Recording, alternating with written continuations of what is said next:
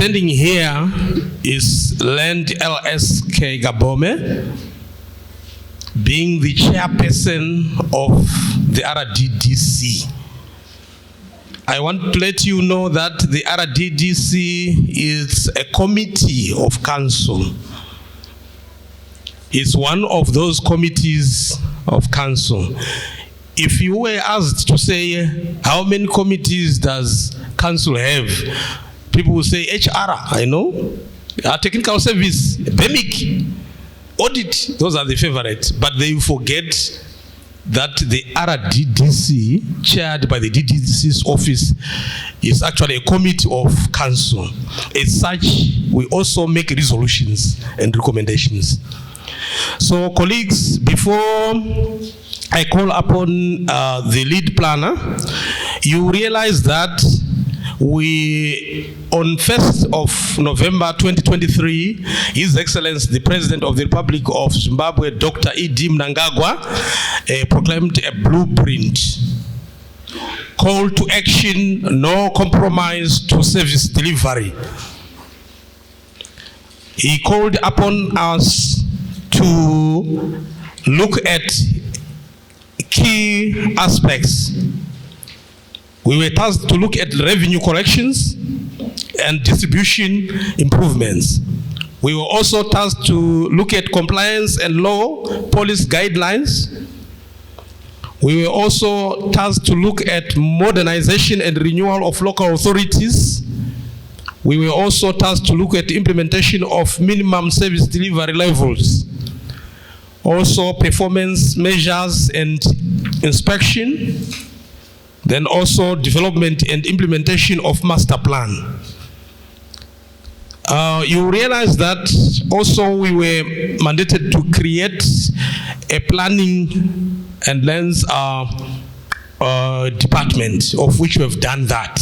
Let's clap hands for ourselves. Then also the president realized that it is through these local authorities that we can achieve Vision 2030. Now, what are we here for? Today, we want to look at the work that we did yesterday.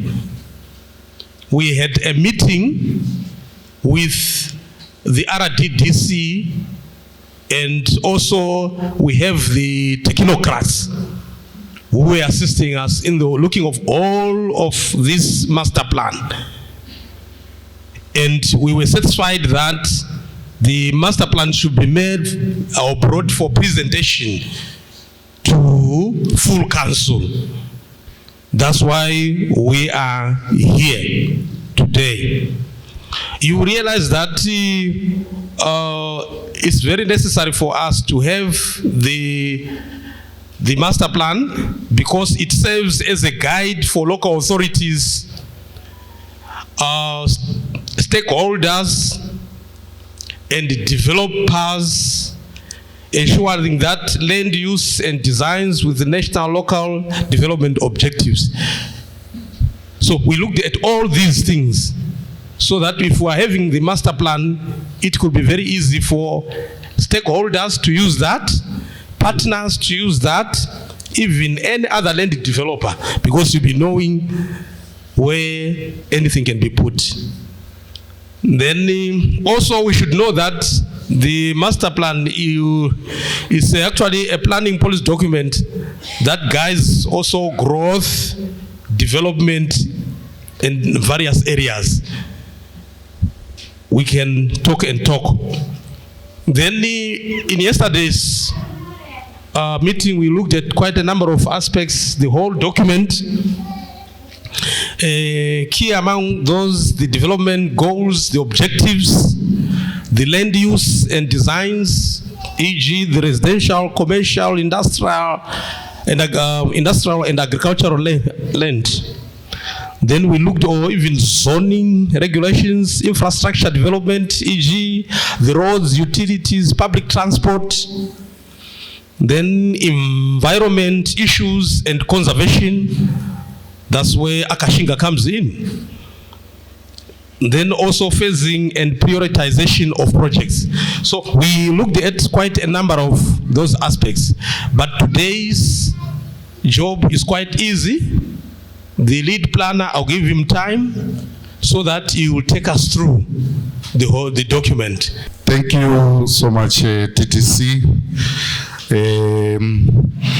The RDTC committee chairperson fully represented here by the most capable, Mr. Kaponi.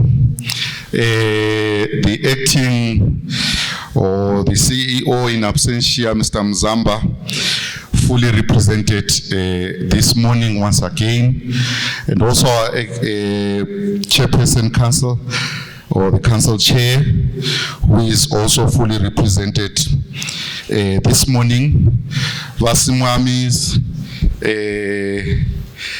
our chiefs, our councillors, partners, the RDTC stakeholders this morning, fully represented by various government agencies and departments. Ladies and gentlemen, my name is Shelton Sithole. I am the lead planner for Binga Master Plan preparation as introduced earlier on. So without much further ado, DTC, may I get straight to the overview of today. So today, like the DTC has shared, we are going to present the proposals that have been going on over the years. Our presentation is going to start a summary of the key planning issues which are emerging from the report of study that we presented here on the 29th of May. After that, we are going to speak to the development options or the strategies that were present in the formulation of this master plan. Thereafter, we'll talk to the goals and objectives of the plan, the policies and proposals, phasing and implementation, and then probably I'll then hand over back to the DTC and the council chair for the next process. So today, ladies and gentlemen, we would request from you maximum participation. We have said if you are silent today, you must forever hold your silence. And also we will suggest ways of giving feedback being led by the DTC, but our meeting is going to be participatory. Then once the council adopts this document, it will go for review with a copy being left here with the DTC's office for the RDTC stakeholders to peruse and review the document. Another copy will also be left with the council for its heads of departments and staff to review. Another copy is going to go to fiscal planning. Another copy is going to go to the OPC. And another copy is going to go to the minister. And some copies will then be sent to our abutting local authorities. Then once the review has been conducted, we will start the process of public exhibition of this document. This document is going to lie with the office of the RDTC, or of the TTC. In his office, there will be a copy. In the council, there will be a copy. In Mhlathandlela Department of Spatial Planning, there will be a copy for review.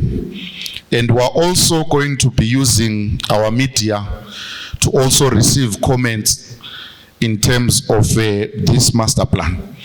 So we are going to create a link and put it in the council website, and also put it in the website of our partners, that is site who are here present this morning. So everyone, our sons and daughters of Binga who are scattered all over the world will have an opportunity to comment on this document for 8 weeks. For the 6 weeks, they are supposed to review it and comment, and then make sure that their comments are sent to various platforms. If it's on media, they'll share with us the comments. If it's the DTC's office, we'll share a counter book where people are going to be writing the comments. Same with the copies that are going to be at council and the copies that are going to be in Mhlahlandlela. So let us spread the message that for 8 weeks our plan is going to lie in public exhibition for our stakeholders to look at the document and highlight areas of omission, areas of improvement, and share with us so that we have a finer, comprehensive, detailed document that all of us are going to own. We are going to share this document once again in our group, the WhatsApp platform that we have created, where we have our councillors who are then going to share this document and try to deduce or reduce it into the local language in terms of explaining to the community members as to what is contained in the document. Once that process is done, we are going to take some time to review the comments, to incorporate the comments, to incorporate the opinions of the stakeholders, and then we are going to send this copy to the minister. If the minister is satisfied, he is going to approve our master plan. But before we take it to the minister, we are going to come back in a council to come and present the final draft that all of us would have agreed on as Binga. Thereafter, we are also going to put the document in the public or the government gazette so that it's gazetted, and then it's once that time passes, the 8 weeks again, the document is then going to be operative. So the master plan, Binga will now have a master plan. So I felt I needed to share this before I get into my presentation. I hope I was clear. Now, ladies and gentlemen, as I have said, I'm going to do a summary of the key planning issues which are emerging. Then I'll speak to the development options. Then I'll speak to the goals and objectives, the policies and proposals, then the phasing and implementation. You would recall that a month ago we gathered here for the report of study. The report of study has been produced and should be read together with this written statement or policy proposals that we are going to present today. It examined Binga and its hinterlands in terms of the regional and historic context, the natural resources and the environment, the land ownership and use, the population, settlement, housing, agriculture, mining, the local economy of Binga, infrastructure, the social services, the framework, and transport, finance, and management.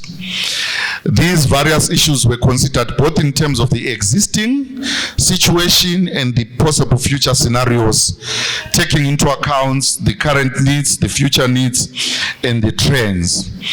In conclusion, the study arrived at a set of key issues which affect the future development of Binga. Apologies for that. And it is these issues which provide the basis for the written statement. So, then the written statement, it consists, or it is a policy document which establishes the framework for the development of Binga for the next 15 to 20 years.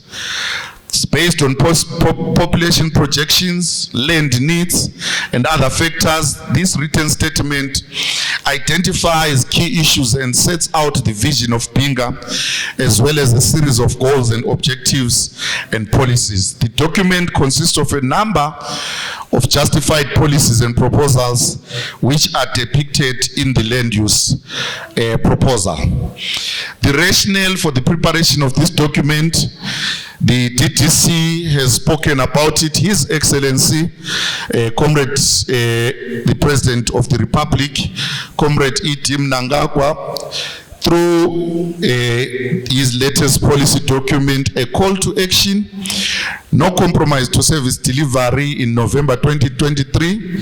And part of that blueprint demands that there be development and execution of master plans by all local authorities. It sets out that the formulation and abiding by a master plan is fundamental to the sound management of every local authority, and therefore a master plan enables the local authority to develop to its full potential, as have been shared by the DTC. So now I'm going to summarize the key issues that emanated from our report of study. I am not going to beam the issues, and I would request people to listen to the issues that I will summarize. So remember, we shared issues to do with the physical environment. We say the district lies within a semi-arid region where the temperatures range from 25 to 40 degrees, where the rainfall ranges from 400 millimeters to 600 millimeters.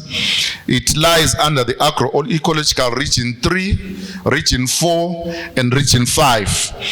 And we also shared that in terms of the geology, the district lies in the Zambezi Valley and is generally rugged, hilly, and mountainous, but it's dissected by major rivers or major and minor drainage systems. The major soils are the deep Kalahari soils, and the elevation range is 411 to 1,200 meters. We also shared that there are 3 gazetted forests, Mzola, Sicharira, and Kavira in Binga district. And in terms of population, Binga's population, according to Zimstats, it is about 159,600 people, close to 160. And it is projected that by the end of the planning period, that is in 2039, the population will have almost doubled. Then in terms of investment opportunities, there are vast investment opportunities to invest in tourism, your Binga Peninsula, 5-star hotels, a golf course, opportunities to expand the Binga Sand Beach, opportunities of a business park in Mlibizi, opportunities of upgraded rural service centers, opportunities also for the establishment of the Watonga University, opportunities for solar farms, opportunities crocodile farming, opportunities for wildlife conservancy, opportunities for civil centers, opportunities for benefiting in the carbon credits, opportunities also to add value into the products that are produced in Binga, value addition and beneficiation, fish industry, the tamarind, the baobab trees, and so forth and so on. We also noted in our presentation report of study that there are serious human-wildlife conflicts in Binga, and it's because of the setup that is there. The statistics were very worrying. For example, we received that from 2019 to 2023, we had over 200 cases or incidences of reports, and mainly the elephants, 40 cases in 2019, 56 in 2020, 15, 2021, 42 cases in 2022, and 59 human wildlife issues pertaining to elephants in 2023. And hippos are the second largest major causes, also 2029, 16, 10, and 5 from 2019 to 2023.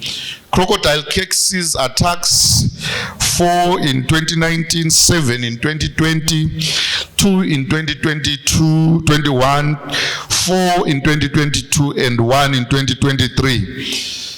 Worryingly also, we have some lion attacks or incidences, 3 in 2020, 1 in 2021, 3 in 2022, and 6 in 2023. Problem animals eliminated again. We've got worrying figures, and these disturb our communities. Elephants are the highest. In 2023, we had 18 cases. Hippos, 2. And we also have lost, unfortunately, some life to these attacks. 2 in 2023, 2 in 2019, 1 each from 2020 to 2022. We have some serious attacks from crocodiles, and unfortunately we have also lost lives. 1 in 2021, 2 in 2020, 1 in 2022, and 5 in 2023. And these are worrying. DTC, we also moved to look at agriculture. In terms of crop, Binga has got its bread basket in the name of the Lusulu area, but Binga's rural population relies heavily on subsistence agriculture, cultivating primarily sorghum, maize, and millet. However, there are low yields due to various shocks. These include insufficient rainfall, these include poor soils, these include erosion, amongst others. We also looked at fact that Binga highly relies on rain-fed agriculture, and there are opportunities to expand the existing irrigation schemes and implement new irrigation schemes.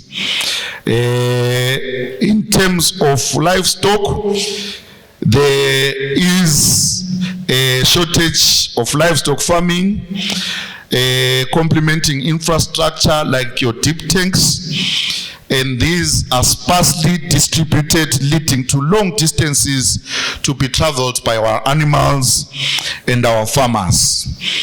We also noted that there is illegal hunting, which exists at a very large scale in Binga in all the wildlife areas, our parks, our forest areas, our conservancies. There was, however, lack of credible data on the population of various wildlife species, and there are serious disputes between the council figures and their investors on the numbers of species of wildlife. There are various conservation efforts in Binga. Binga's wildlife also experiences intra-regional and inter-regional wildlife movements, with some species exhibiting localized patterns. Others, particularly the elephants, undertake long-distance migration. These movements often follow established corridors, the precise location and ecological significance of which it remains under-investigated. But may I appreciate DTC through the partnerships that exist in Binga, the Department of Parks and National Wildlife and its stakeholders has taken to task to do some research around the wildlife and the corridors.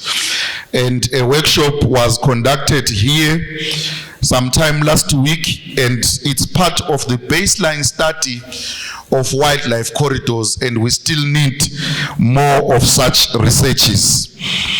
I've spoken to the issues of wildlife conflicts. In terms of forests, our forest stakeholders are dwindling. From 1990 to 2023, we have lost about 36% of our forests. Although they lack the commercial exploitable timber resources, they hold significant value in the context of carbon credits. History has it that the local authority, the Binga community, has benefited immensely from the carbon credit program. Therefore, it is critical that we keep our forests in a sustainable manner. Also, DTC, our report of study, noted that the government has since suspended the carbon credits scheme with plans for a new framework, which were getting that council will now be getting about 10%. We also looked at issues to do with tourism. There is high demand for land for tourism based on the council's waiting list. Areas which seem to be of particular popular interest with the prospective developers include Binga Center, Snamwenda, Siapua, Smatelele, Mlibizi areas. However, there is lack of a comprehensive development plan as to how the policy framework is going to guide decision-making regarding the scale and location of future tourism projects leading to unplanned and potentially detrimental development patterns. There is currently before the master plan ineffective land use planning and allocation, but I'm happy that the DTC introduced the office of the planner who is going to be seized with these issues. There were noticeable spatial conflicts between tourism activities. Inadequate consideration of potential spatial conflicts can arise when incompatible tourism activities such as hunting safaris and camps and wildlife viewing operations are located in close proximity to one another. This can negatively affect or impact the visitor's experience and potentially disrupt the wildlife behavior. We also looked at issues to do with fishing. All stakeholders, including the national parks, the conservancies, the concessions, the reported worrying levels of fish poaching within their jurisdictions. The situation is further exacerbated by an increase in foreign poachers who come from our neighboring Zambia. There were reported incidences of armed robberies. The illegal activity not only depletes fish stocks, but it also creates a dangerous environment for legitimate fishing operations. There was the widespread use of the nylon monofilament nets, which poses a significant danger or ecological threat. There is the disregarding of the full moon restrictions. There is no data on the volume of fish caught in Binga's catchment areas, neither in the inshore fishing industry. Fish marketing is also a challenge in Binga due to various reasons. There is lack of proper infrastructure like cold rooms. There are still long distances to be traveled from source to market, which affects the quality of the end product. There are challenges. Traders noted some double permits, where the RDC also demands permits and also the national park requires the same. They were noted below standard fishing settlements or settlements in fishing camps. As there are no permanent structures, there lies an opportunity for the local authority and partners to provide basic infrastructure like electricity, sewer and piped water, and to possibly get some revenue out of it.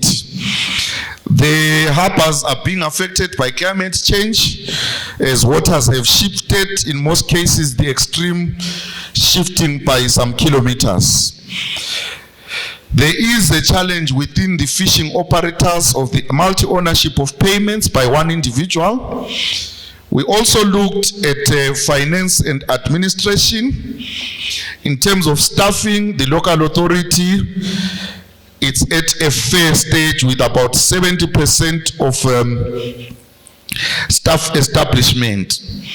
However, there are opportunities to increase the staff, but more so DTC to equip the department, the newly formed Department of Planning, with other planners, district planners, and technicians, the GIS personnel, and the survey land management